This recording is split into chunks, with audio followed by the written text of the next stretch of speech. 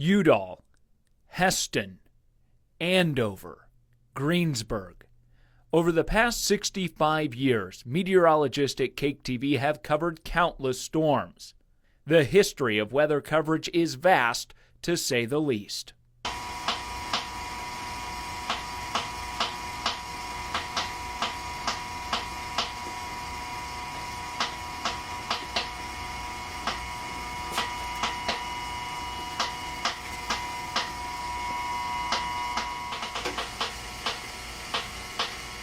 Amongst the dust and junk here in the attic of KAKE TV sits this, the Enterprise WR-100, a radar that served Cakeland for over a decade.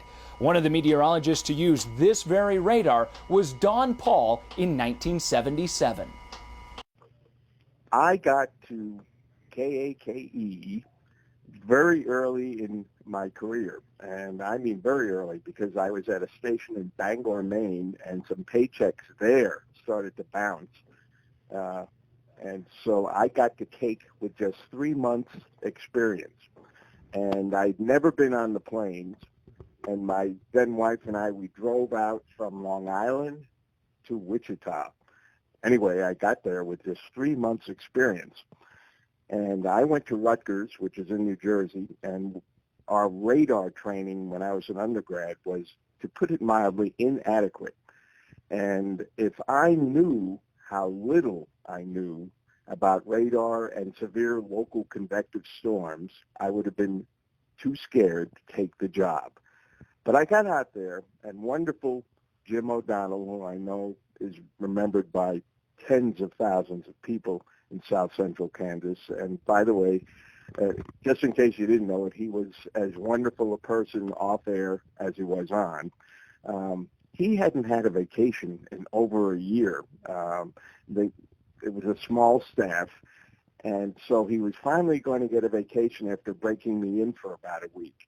And KAKE had a WR-100 Enterprise radar. Now, that may not mean much to you, but it was essentially the equivalent of a good aviation radar. The colorizer to make it into color radar on TV, according to what Jim told me, cost more than the actual radar did, because the colorizer was a very advanced technology back in the mid-'70s. And that radar, by the way, it was interesting that KAKE had spent the money on getting the radar and then the colorizer, but they didn't have a radome to cover the antenna. And so that antenna was on all the time. And as I said, you all know, anyone who's seen this, how windy it gets where you live. You'd go outside and you'd watch that radar, and if it was windy, it sounded like someone had put a rotisserie chicken off-center on the spit, and that dish would catch the wind, and it would make this sound, and then slow down again.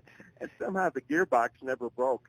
I'd look up at it and I'd say to Jim, how does that thing, why don't they put a radome on there? He says, I have no idea. They spent the money.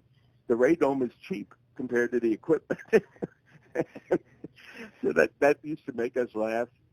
So he gave me this crash course, and it was quiet the first couple of days I was there. And then one day we did a 5:30 half hour and a 10 o'clock half hour. And we finished the 5:30, and there was a huge cell near Concordia, which, if I remember right, is about 125 miles north of Wichita, and was showing on the actual radar, this big blob, and on the colorizer. Then we went out for dinner break because there was no one near Wichita, and I walked out in the parking lot with Jim, and I see this gigantic cumulonimbus cloud looming on the horizon, and it looked kind of close, and I said, Jim, what the hell is that? I didn't see that on radar. And he said, that's the Concordia storm. You're in the plains now, Mr. Paul. And you didn't have visibility like that in the New York metro area, believe me.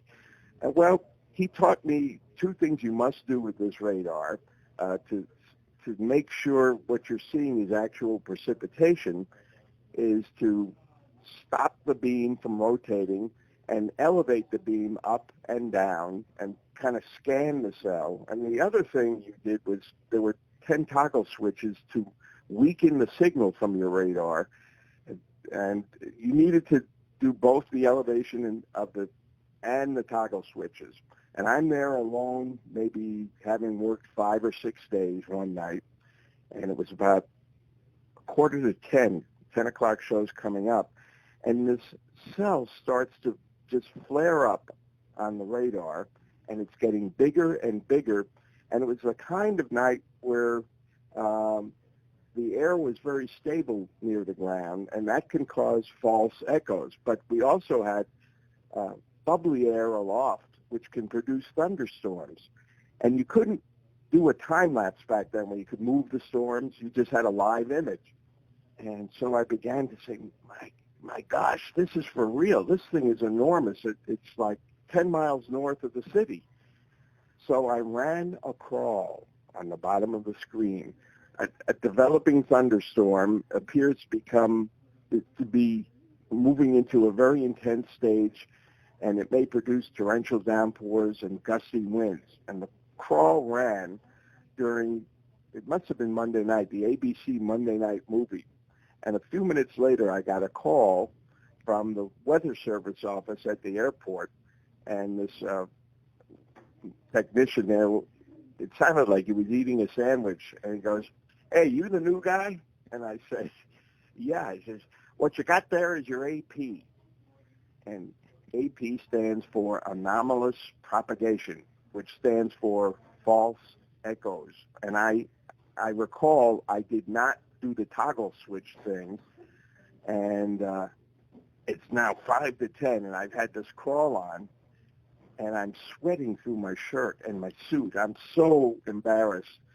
So I went on the air, and because it wasn't a real thunderstorm, we didn't lead with weather. Jack Hicks was our main male anchor, and the female anchor, her first name was Cindy. I don't remember her last name. And KAKE was totally dominant in the ratings. At that time, you didn't have all the fractionalized audience, and everybody watched KAKE. And about 5 or 10 minutes into the newscast, they came to me, and I knew it had to be transparent, even though I'm actually Donald J. Paul. I figured this Donald J. better be transparent. So I continued to sweat and explain I had made a mistake, and then I finished with, look at it this way, folks. If I'd have been at Pearl Harbor, they never would have gotten through. And the anchors laughed, and all was forgiven.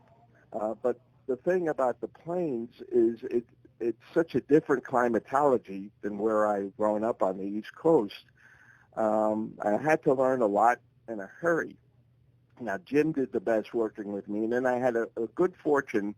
The NBC station back then was KARD, and in the same apartment complex, there was a young meteorologist named Gary Shore who worked with Mike Smith. Mike was on opposite me, and Gary was having trouble learning how to do TV, but he had actually been he had a master's, and he had been an instructor at the University of Michigan. So we developed a symbiotic friendship. I coached him on how to do the showbiz and smile more, and he coached me on how to read a model which didn't exist when Jim was in the Air Force.